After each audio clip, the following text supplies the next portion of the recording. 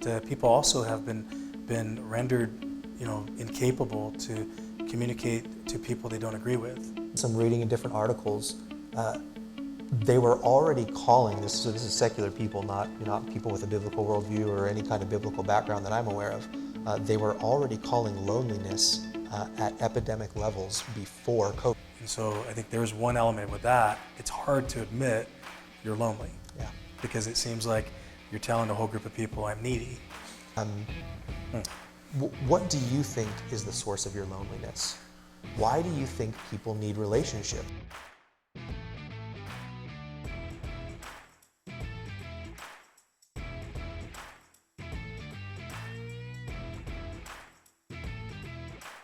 The Bible says, Jesus said, you must be born again.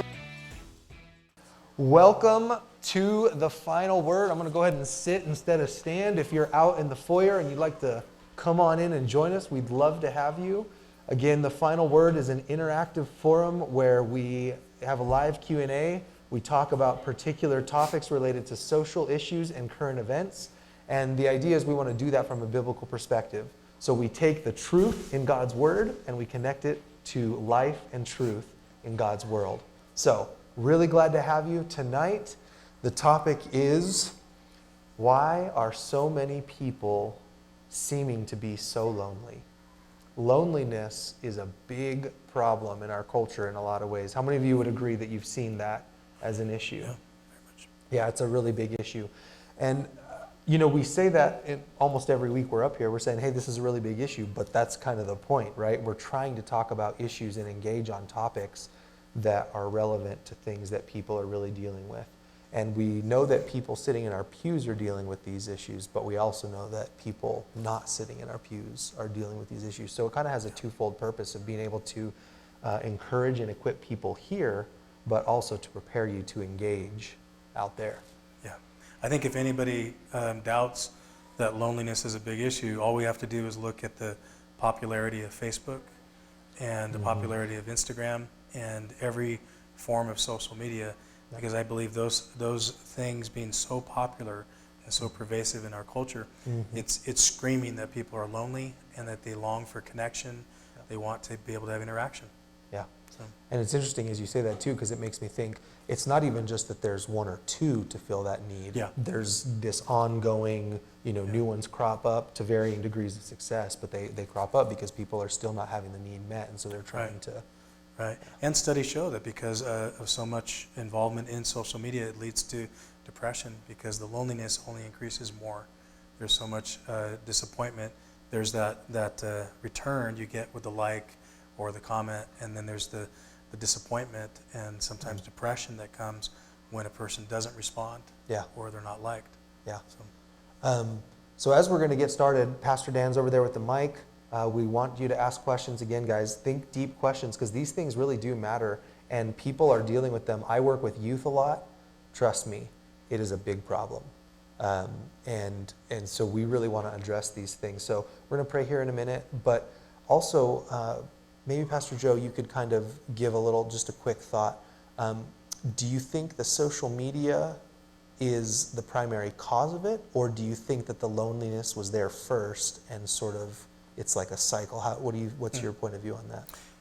I do think it's a major contributor. I mean, obviously, there's always been people throughout human history who've been lonely, but I think that people have certainly lost the ability to be able to communicate to each other socially. But people also have been rendered, incapable to communicate to people they don't agree with. And I think social media plays a huge role in that, where it's really created a forum for bullies to dominate other people, and you're seeing people who otherwise have a peaceable personality become a pseudo alpha and start to be really aggressive and not know how to handle a conversation. And so we certainly are a culture that is incapable of communicating outside of their echo chamber.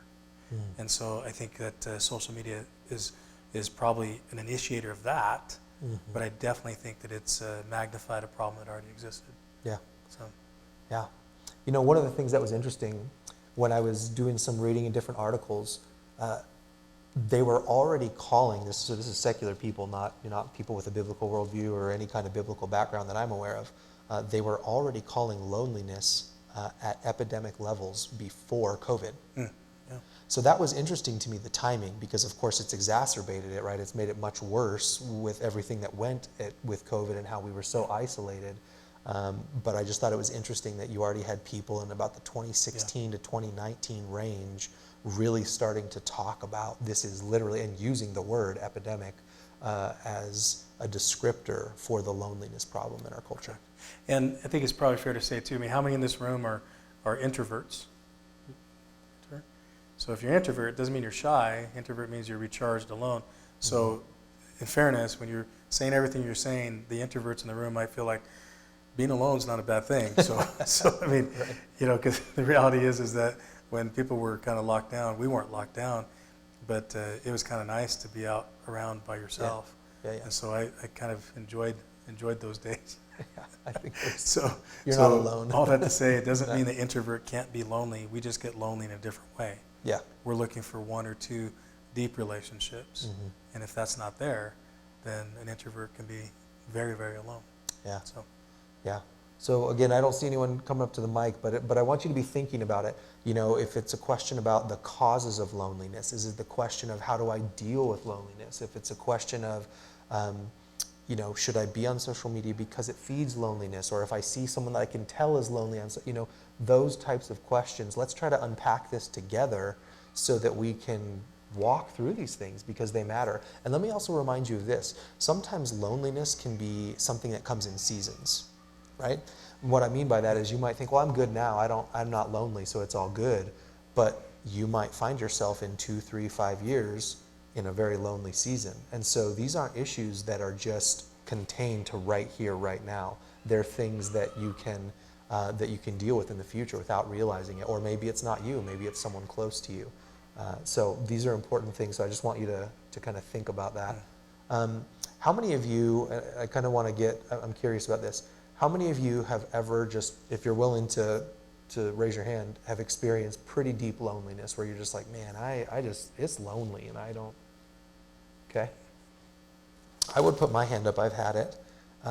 It's an interesting thing. So, Pastor Joe, maybe you could kind of start off with, while they're kind of thinking about questions. And again, by the way, if you're online and you're watching, you can use the number on the screen or you can email us, info@calvarymv.com. But maybe you could kind of start, what are a couple of causes outside of the social media piece of things of depression or of loneliness? I mean, they kind of go hand in hand in a lot of ways, right? But do you have any like basic causes of loneliness that you think are present in our culture? I think a lot of people are lonely, or at least it's symptomatic of depression. You know, Okay. so some people who struggle with depression are at times socially trying to feel a part of the group, and it's not uncommon for somebody who's wrestling with depression to try to be the life of the party. I think it's one of the reasons why so many comedians are actually people who are suffering from chronic depression. And so I think there's one element with that. It's hard to admit you're lonely. Yeah. Because it seems like you're telling a whole group of people, I'm needy, if you say you're lonely. Yeah. But we have to remember we've been created to be able to be with other people. And one of the harshest tortures you could impose on a human being is to pull a human being away from all other people, whether that's in prison and putting them in solitary confinement, or whether that's during Nazi Germany's reign, and you know, having experiments on those in Auschwitz and Treblinka, and they would pull them away from everyone else for a long period of time. And what happens to a human when you're alone? You know, it can cause all sorts of psychological issues. It can cause physiological issues, problems with their heart and issues with their body function. I mean, so it's a major thing. So I think that stigma that you can't admit when you have a need to be with friends. Right. I mean, that's a small thing maybe to a lot of people, but that can lead to big consequences. Yeah. It's good. So. All right. Looks like we got a question. So what are your thoughts on, I guess, a way to speak into a teenager's life that may be struggling with loneliness? A lot of teenagers, you know, junior high and high school is such a short period of time. 6 years of your life, but a lot of teenagers see it as, forever. If they're sitting at the lunch table alone, or there's drama and their friends have turned their backs on them, or they're having issues on social media or whatever it might be, they feel, they're just stuck in that loneliness, but they don't realize, a few short years away, most of that stuff doesn't matter once you're an adult and you hit the workplace. Everybody has to really get along with everybody. And so how do you speak into a teenager's life just to let them know that, Great question. Yeah, why don't you start with that? That's a really insightful question. I think one thing that we've lost the joy of is being alone. And to be honest, I think one practical thing, for somebody, especially in a time like in peer groups, where being a part of the crowd, being a part of a group of friends is so important. I think one of the most important things to help our kids, and we've talked about this with ours, is learning how to be confident in Christ alone. To recognize that when you are alone, you're never alone.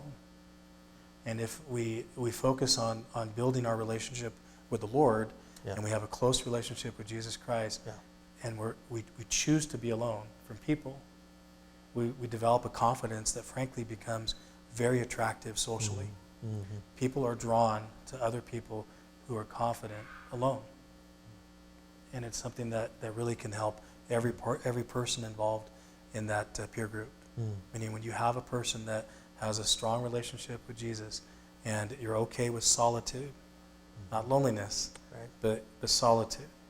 If you're good with that, God transforms the heart and the soul. And now what happens is that person is able to see the group of people as people they minister to, not as a group of people they have to get something from. And when that happens, that's how you make friends. The Bible says so. If you want friends, you must first be friendly. And the best way to be friendly is to see it as a ministry, that you're caring for people, you're meeting their needs, and then they respond naturally.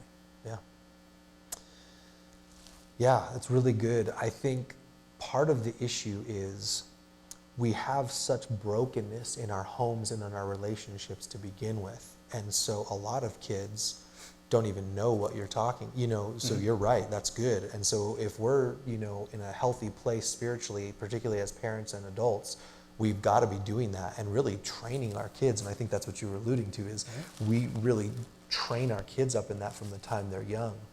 Part of the issues that we're dealing with in relationship to loneliness, though, is the fact that honestly, we have a lot of dads who aren't present. We have a lot of moms who are having to work. Not that that's wrong in and of itself, but there are so many home life issues that are happening that stability isn't there to begin with. I think to point them from the physical example of that stability to even know what it's like to walk in that spiritual stability with the Lord. And so, Good point. so just I think wrestling through, because it's a great question, Rich. And I also think too, let me just, you made something, and I agree with what you're saying, but let me just maybe make a distinction here or highlight something that I thought as you were, it's only 6 years and then you become an adult and you kind of have to, get along, right? But I think that there's an issue that we have to understand. Getting along doesn't get rid of loneliness. And some of what happens is adults get lonely because we didn't learn how to address loneliness from those younger years. We sort of pushed it aside. We figured out a way to make it through, but the skills and the practices necessary to work through the loneliness and to be able to do what you're talking about, whether it's spiritually, socially, emotionally, all those things, because they're all connected, those things are learned in that time frame a lot. And so I think some of the emotional handicap that adults have is actually carried over from the fact that we figured out some way to get through, but we didn't learn the skills and things necessary to prepare us for the types of things that will happen when you're an adult. I have a good friend, one of my former high school students who I was chatting with recently, and he and I were just talking, and he said something really interesting. He said that when I went to college, I got involved in a college ministry, and so I had a lot of friends, even though he had moved away and he wasn't, with his peer group and friends and family and all that. But then he said, after college, I had to start all over again, and there was no program for me to get connected. There was no fellowship that was just handed to me. it's become this whole new process of learning how to engage socially and relationally at church in a way that he never really had to, because it just sort of existed in his life. And so anyway, I agree with what you're saying, and I think it's really good. And so there are some practical things that maybe if you're talking about your own teenager, how do we help them walk through it? I think we're asking good questions. I think we're spending time. I know that life is busy, parents, but if you're a parent, let me just encourage you. Try to get some one-on-one time with your kids, even if it's 15, 20, 30 minutes. I get it, life is busy. I don't, I can't put a time frame on your calendar, but I'm amazed at how even my little 9-year-old boys are twins.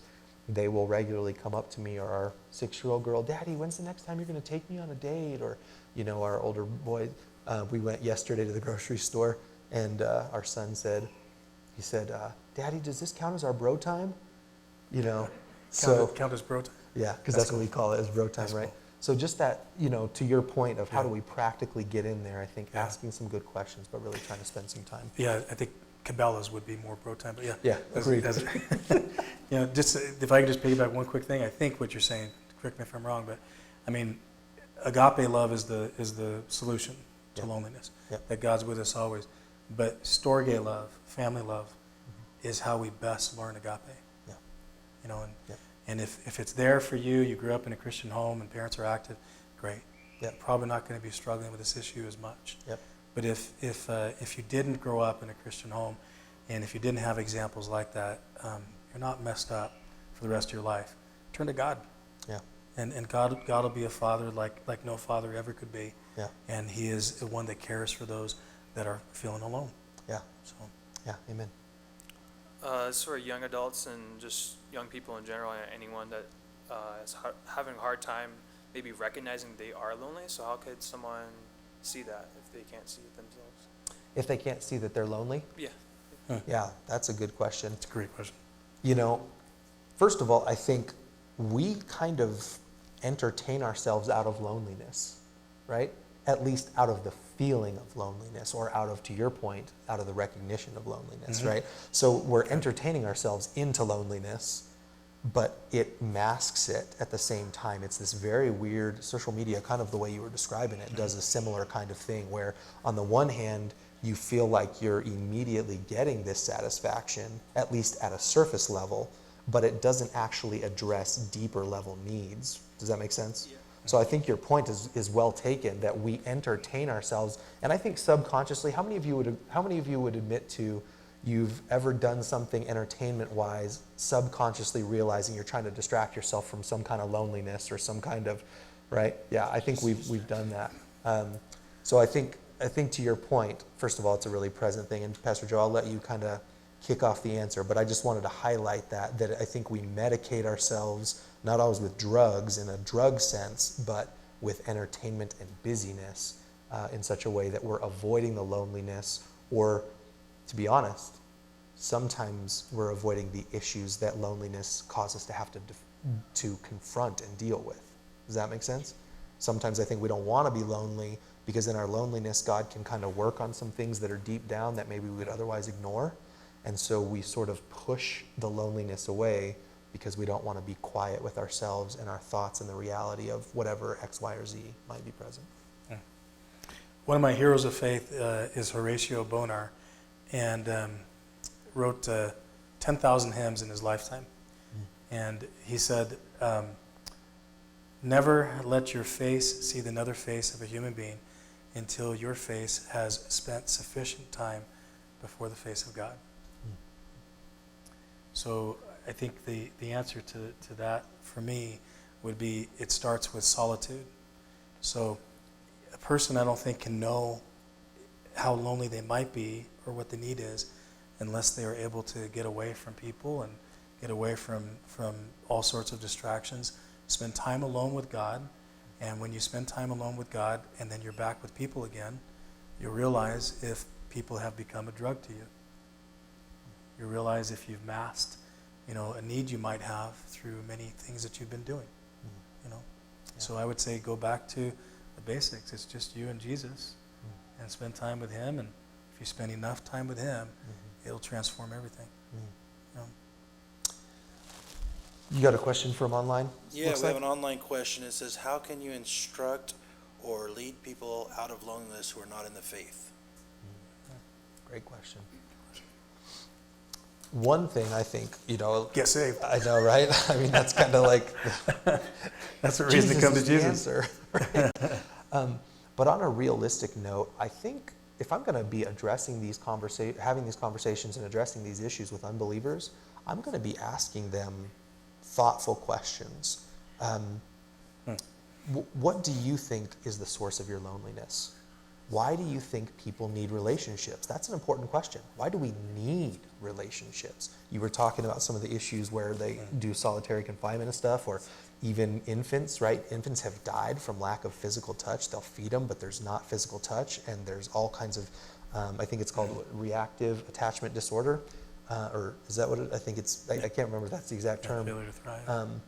And so there's failure to thrive where you basically, I mean, you're dying, but then there's another level of it, or I think it's something diagnosed a little differently. Forgive me for not knowing the term, but basically it will cause lifelong relational problems for someone who just for the first few months of their life were not cared for and touched and held and loved in a very personal, physical way. So asking questions like, why do you think we need relationship in our lives? That's a deep question.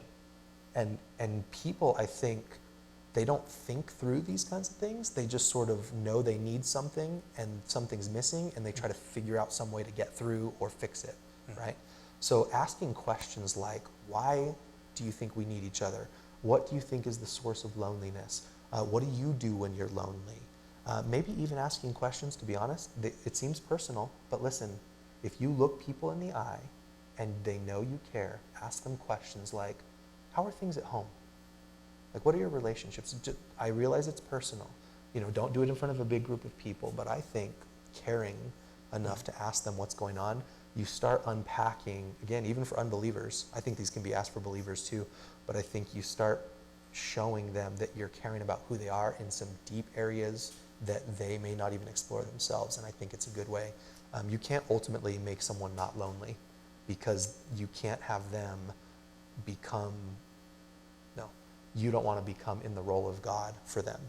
You need to be leading them to God, not allowing yourself to be in a position to lead them out of loneliness in an unhealthy, I think, unbiblical way. No, it just wouldn't work. I mean, if they're lonely, they're not going to be unlonely because somebody's with them.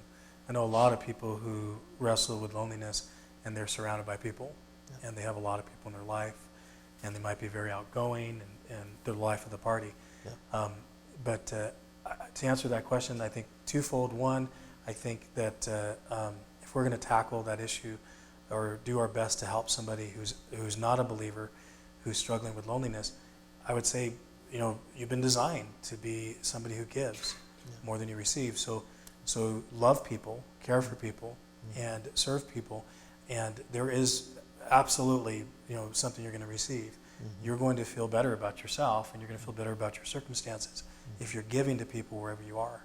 And so if you are serving people and caring for people and meeting other people's needs, it's certainly going to help the issue of loneliness. But we got to be honest. Loneliness in the heart of a human being is something that is a God-shaped void. And so this is the reason why it's so essential that the church understands the need to preach the gospel. We're going out to the sinner. They don't see themselves as a sinner. We're going out to the person who needs salvation. They need to go to heaven rather than hell. That's something they don't necessarily get. Okay? But one thing they get is loneliness. They're alone.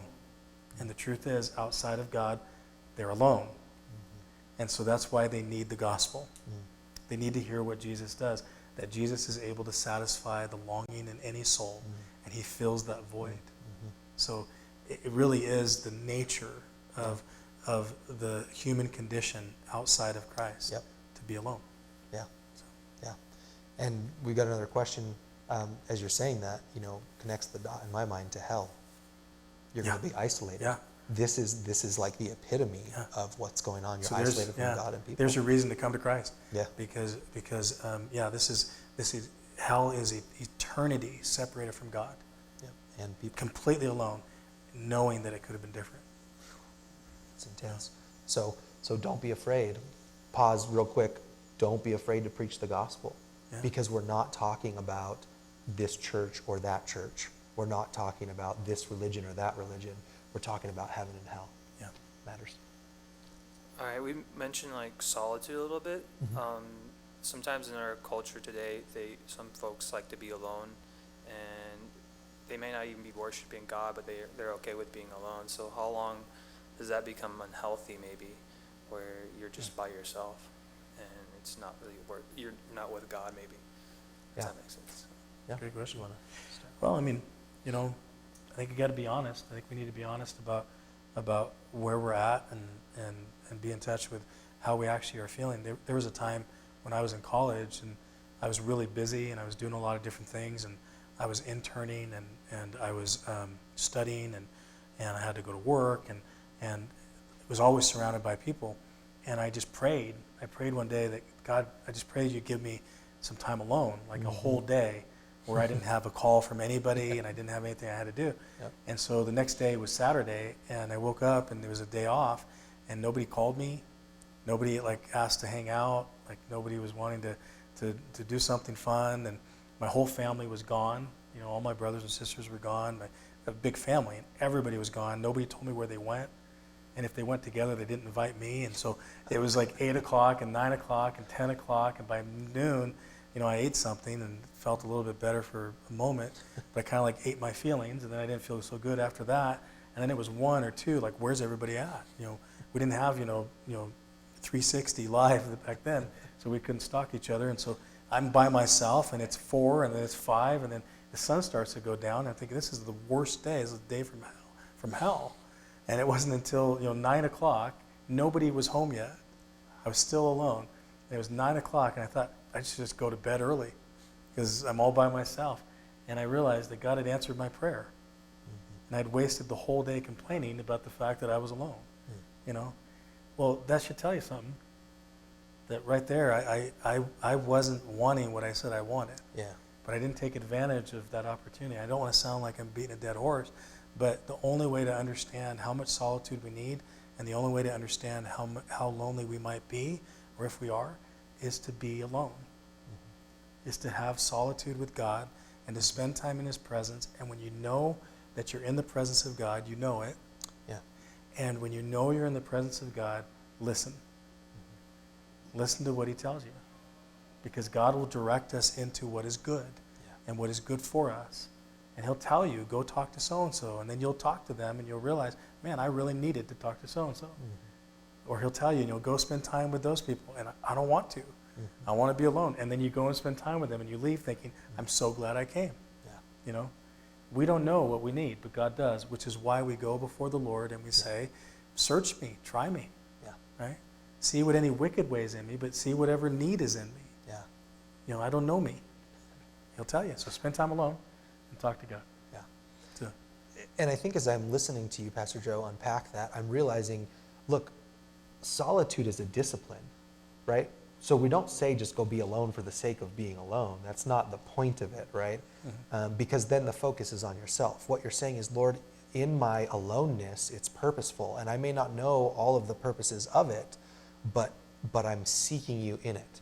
So there isn't a time frame. And you might have different seasons in life, to your question. You might have different seasons in life where all you need is a day to recharge. You might have different seasons where maybe you need a weekend or a week. So to just put a formula on it in that way, I think disregards the fact that different situations, different circumstances, different seasons in our life have different needs in that way. yeah, definitely. Hi, I'm Mike. Hey, Mike. I think traumatic things as children can cause loneliness also. Yeah. I know that you touched on that. For me, it was being alone at 7 and having someone break into our house. And I never thought of myself as being lonely because I've always been an extrovert. I know it may be hard to believe for those that know me. But those out there that are lonely, the answer is in Jesus Christ. But there is a real loneliness from for people that had really traumatic childhoods. And I think they don't even know it. And anyway, I just want to throw in 2 cents. It's true. Yeah, so again, it's a great point. Thank you for sharing and the vulnerability there too. And I think that goes back to kind of what we were mentioning earlier, learning to ask some questions. Yeah. Listen. When we are around people, guys, be a really good listener. One of the things that is really apparent to me increasingly as I get older is that we know that if the professional athlete wants to be good, he has to focus on his skill and discipline himself, right, or herself. We know that if a person's going to be a doctor, then they have to focus on the skills necessary. And you could go on down the line, right? Do we forget that relationship building, relationship maintaining, relationship growth is a skill? There's a skill set to that. And so sometimes I think we don't realize that and the Word of God is filled with those things along the way. It doesn't usually say, these are the 5 ways to build a good relationship, right? Which I think is what we're looking for. But when you study it out, there are disciplines and skills necessary for relationships that are healthy and good. And when you don't understand that, or you don't recognize what they are and how to practice them, it's going to really hinder your ability to have healthy relationships. And I think the primary way that God does that is really, again, going back to the family. He established that in a lot of ways. You learn those things. So when the family breaks down, it's not all about family. We're not idolizing family in some false way, but it's the primary means by which God has established on earth to teach people this relationship with Him on an individual and in a group level. And so when that breaks down and those skills necessary, and by the way, the skills necessary for human to human relationship are also the same skills necessary for human to God relationship. And He designed it that way. And so this is satanic in the sense of the strategic breakdown of relationships and family here blinds us and distorts our view of relationship with God to begin with. Yeah, I'd agree. And to your question, Mike, or your comment, I agree wholeheartedly. I would say this, though, it's the same thing. The solution's the same. It's just going to take a little longer, is all. And we need to be sensitive towards people where they have trauma and they've been hurt in some way that's caused them to have depression or anxiety, like we talked about several weeks ago, or they find themselves lonely. It's going to take time. And we have to be patient in the church, to be patient with people who have suffered trauma, that they're not going to respond socially the same way or as quickly as other people respond. So the answer is always going to come back to Jesus. And we need to get alone and be with Him. But sometimes if a person's been hurting and they really have a lot of trauma, it might be good for them to get alone with one other person, with a friend. And spend time, and that friend's going to have to be really gracious and patient with their friend. And when we do that, I think we represent the Lord's heart, because when you see healing in the Gospels, Jesus sometimes heals, and it's just like that. But one of the words used for healing in the Gospels is therapuo. Jesus sometimes heals quickly, sozo, and sometimes He heals in time. Therapuo.